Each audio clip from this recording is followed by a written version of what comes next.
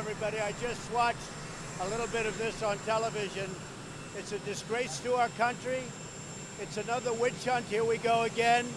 It's Adam Schiff and his crew making up stories and sitting there like pious, whatever you want to call them. It's just really a disgrace.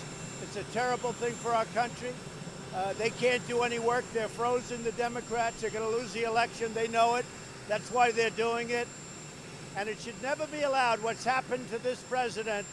And despite that, I think I've done just about more than any president in his first 2.5 years in office. If you look, I think you'll see very few could compete with the things we've done for our military, for the economy.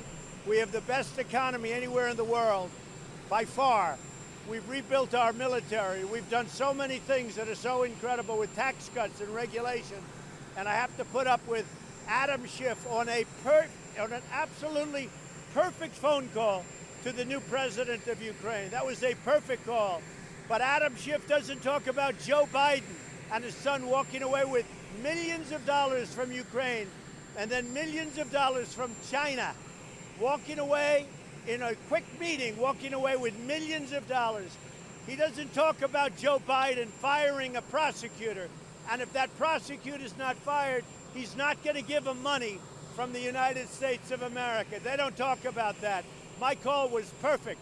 The president yesterday of Ukraine said there was no pressure put on him whatsoever, none whatsoever. And he said it loud and clear for the press. What these guys are doing, Democrats are doing to this country, is a disgrace, and it shouldn't be allowed. There should be a way of stopping it, maybe legally through the courts, but they're going to tie up our country. We can't talk about gun regulation. We can't talk about anything because, frankly, they're so tied up, they're so screwed up, nothing gets done except when I do it.